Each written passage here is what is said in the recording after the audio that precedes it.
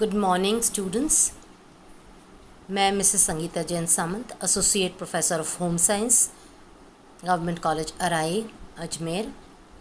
आज BA part 2 home science के students को उत्तक भाग 2 पढ़ाने जा रही हूँ, जिसमें आज हम पढ़ेंगे संयोजी या संयोजक उत्तक यानी कनेक्टिव टिश्यू। इसकी बहुत डिटेल्स आपको नहीं जानने की आवश्यकता है। ये शॉर्ट में हम क्योंकि ये एक थोड़ा बड़ा इसका समरी काफ़ी बड़ी है, तो थोड़ा आप इसके मेन पॉइंट्स जान लें, यही आपके लिए आवश्यक है। अब कनेक्टिव टिश्यू या संयोजी उत्तक जो होता है, जैसा कि शब्द से समझ में आता है, कनेक्ट करना, यानी एक अंग को दूसरे अंग से जोड़ते हैं, इसलिए इनको संयोजी उत्तक कहा जाता है। यह उत्तक शरीर में सबसे अधिक मात्रा में पाए जाते हैं तथा हर प्रकार के अंगों के बीच उपस्थित रहते हैं।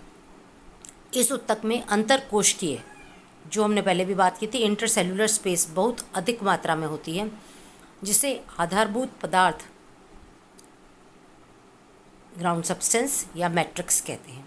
मैट्रिक्स की संरचना के आधार पर संयोजी उत्तकों को हम 4 भागों में विभाजित करते हैं। सामान्य संयोजी यानी सिंपल कनेक्टिव, तंतुमय जिसमें तंतु होते हैं, तंतुमय संयोजी यानी फाइब्रस कनेक्टिव टिश्यू, तीसरा है अस्थि या कंकाल उत्तक, और चौथा है तरल संयोजी उत्तक यानी फ्लूइड कनेक्टिव टिश्यू।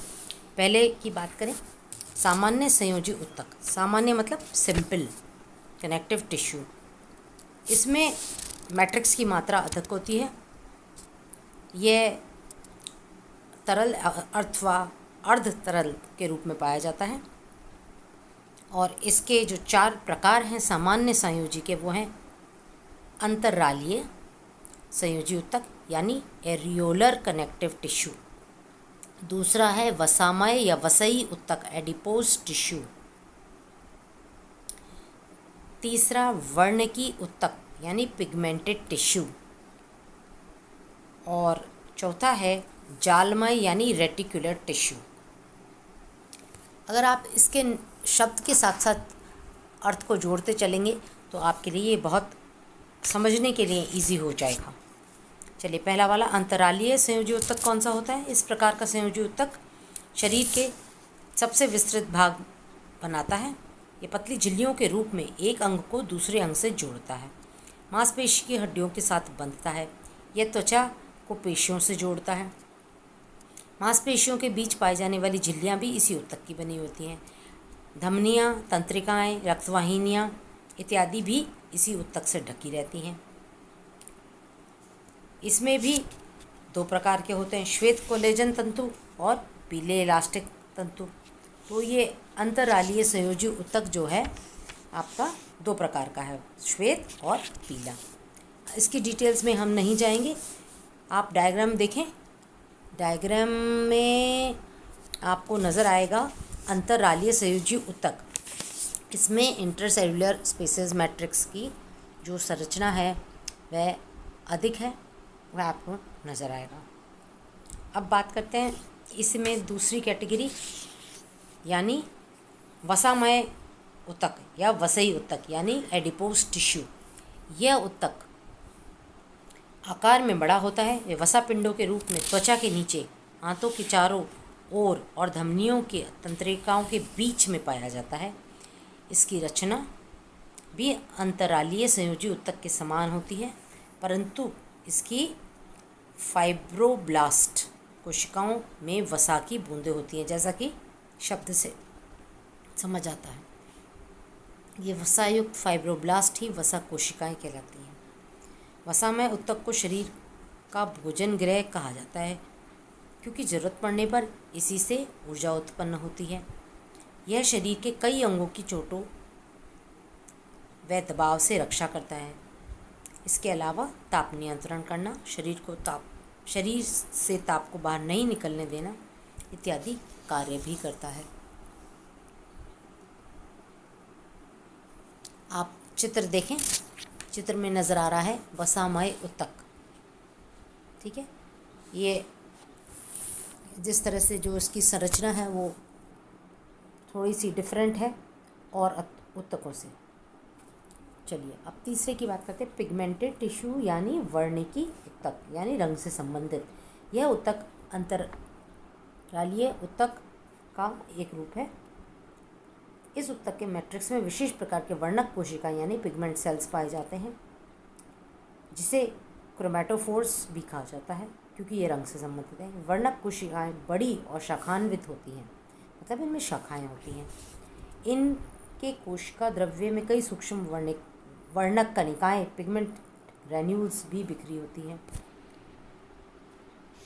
इन्हीं रंग कणिकाओं के कारण हमारी त्वचा का रंग भिन्न भिन्न होता है, जैसे गोरा, काला, सांवला, गेहुआ आदि। यह उत्तक हमारी त्वचा के अंतः त्वचा डर्मिस के भाग में पाया जाता है, मतलब जो इंटरनल थोड़ा सा रह जाता है। बाहर का होता है एपिडर्मिस, ये होता है अंतः त्वचा। वर्णक कोशिकाओं के अलावा इस उत्तक में इलास्टिक तंतु तथा लसिका केशिकाएं यानी लिम्फोसाइट्स भी पाई जाती हैं। अब नेक्स्ट आपका 4th नंबर पे आता है जालमय उत्तक, रेटिकुलर टिश्यू। यह उत्तक श्वेत कोलेजन तंतु से मिलता जुलता है, परंतु इसके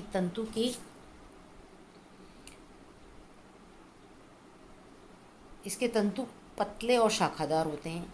इन तंतुओं के साथ साथ अनियमित आकार की बड़ी और शाखान्वित कोशिकाएं भी मिलती हैं, जिन्हें रेटिकुलो एंडोथीलियल सेल्स कहा जाता है।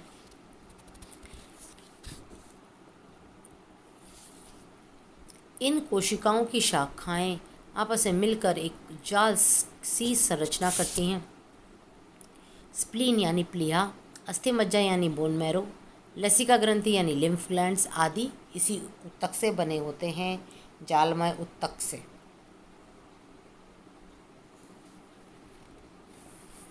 अब हम बात करते हैं तंतुमय संयोजी उत्तक, फाइब्रस कनेक्टिव टिश्यू। ये सेकंड मेजर कैटेगरी है। इसमें मैट्रिक्स की मात्रा कम होती है। ये 2 प्रकार का होता है, वाइट और येलो। वाइट फाइब्रस श्वेत तंतुमय और पीत तंतुमय यानी येलो फाइब्रस। आप देखें इसके चित्र में कैसे नज़र आ रहे हैं। ये तंतुमय संयोजी उत्तक कैसे फाइबर्स नज़र आ रहे हैं, फाइब्रस है, तंतु नज़र आ रहे हैं आपको। श्वेत या सफ़ेद तंतुमय उत्तक, ये श्वेत और पीला 2 प्रकार का होता है। श्वेत यानी वाइट, ये उत्तक श्वेत कोलेजन तंतुओं का एक गुच्छा है जो अस्थियों को मांसपेशियों से मजबूती से बांधे रहता है। टेंडन्स जो होते हैं, कंडरा जिनको हम बोलते हैं, मुख्यतः इसी प्रकार के उत्तक यानी वाइट फाइब्रस से बने होते हैं। आप थोड़ा सा चित्र देखने की कोशिश करें।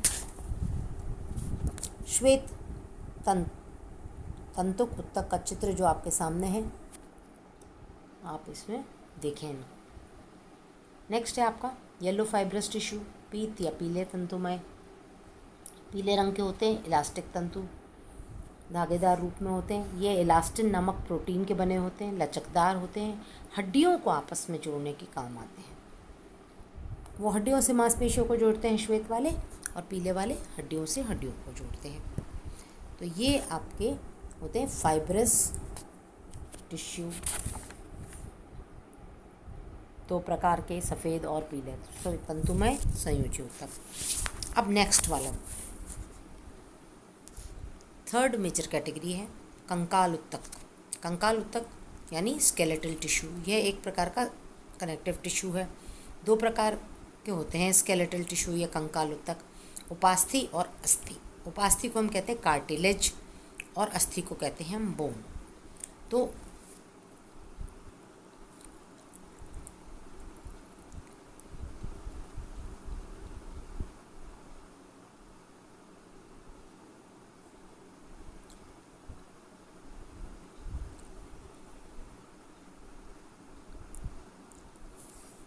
अब हम बात करते हैं पहले कार्टिलेज की। कार्टिलेज जो होते हैं यह गुलाबी रंग के या श्वेत रंग के भी हो सकते हैं, काफ़ी लचीले होते हैं, परंतु कड़ा पदार्थ होता है।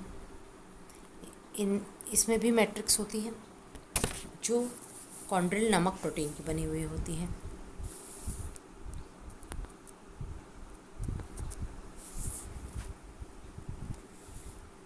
नाक और कान का मुख्य भाग इन्हीं उपास्थि का बना होता है। संरचना के अनुसार उपास्थि भी कई प्रकार की होती हैं। हाइलेन, लचीली, कैल्सिफाइड, तंतुमय, ये अलग अलग प्रकार की होती हैं। आप देखें, हाइलेन अच्छाद, ठीक है, इलास्टिक, फाइब्रोकार्टिलेज, कैल्सिफाइड, इस तरह से ये 4 प्रकार की होती हैं। इसके बाद आती है आपके अस्थि। अस्थि यानी बोन। अस्थि अत्यधिक कठोर, सख्त एवं मजबूत संयोजी ऊतक की होती है। इस ऊतक में भी मैट्रिक्स पाई जाती है जो ओसिन नामक प्रोटीन की बनी हुई होती है। अस्थि मुख्यतः प्रोटीन और अकार्बनिक पदार्थों के मिलने से बनती है।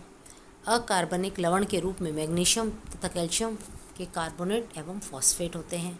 अस्थि भी 2 प्रकार की होती है, ऑस्टियोब्लास्ट और ऑस्टियोक्लास्ट। तो आप चित्र देखें, और अस्थि मध्य से खोखली होती है। आपने देखा होगा हड्डी अक्सर उसमें एक गुहा होती है, कैविटी होती है जिसको हम मज्जा गुहा कहते हैं, मैरो कैविटी, और ये अंदर से खोखली होती है। इसमें अक्सर वसई ऊतक भरा होता है। संरचना के अनुसार हम अस्थि को भी ठोस अस्थि और स्पंजी अस्थि के यानी कॉम्पैक्ट बोन और स्पंजी बोन के रूप में जानते हैं। अब बात करते हैं लास्ट वाले, तरल संयोजी ऊतक। लास्ट कैटेगरी, तरल संयोजी ऊतक क्या होता है? तरल होता है, लिक्विड होता है, फ्लूइड कनेक्टिव टिश्यू। इसमें मुख्यतः 2 प्रकार के होते हैं, रक्त और लसिकाएं। रक्त ब्लड और लसिकाएं लिम्फ। रक्त एक तरल संयोजी ऊतक है। यह ऊतक शरीर के विभिन्न भागों से संबंधित रहते हैं। इनका मुख्य कार्य भोज्य पदार्थ, अवशिष्ट पदार्थ तथा गैसों का आवागमन यानी ट्रांसपोर्टेशन करना होता है। इसका मैट्रिक्स तरल दशा में रहता है और इसे प्लाज्मा कहते हैं। इसी प्लाज्मा में कई प्रकार की कणिकाएं या केशिकाएं भी पाई जाती हैं, जैसे आरबीसी है, डब्ल्यूबीसी है, प्लेटलेट्स है, ये सब इसमें पाई जाती हैं।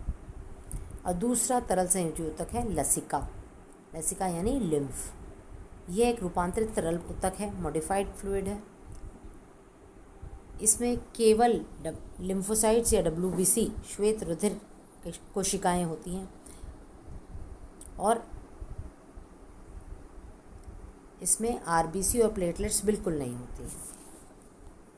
तो ये हैं आपके तरल ऊतक। आप इसका जो चित्र है ये देखें, 2 प्रकार का है, रक्त तथा लिम्फ। रक्त में होता है प्लाज्मा तथा रक्त कणिकाएं, और रक्त कणिकाओं में होते हैं 3 प्रकार के, एरिथ्रोसाइट, ल्यूकोसाइट और प्लेटलेट्स। ठीक है, तो और अगर हम बात करें डब्ल्यूबीसी की, तो वो भी फिर 2 प्रकार की हो जाती हैं, और वो जो 2 प्रकार की होते हैं उसके आगे भी 2 प्रकार की हो जाती हैं। तो इतनी डिटेल्स आप ना पढ़ें, पर नाम ज़रूर इनके थोड़े से याद कर लें। चलिए, धन्यवाद।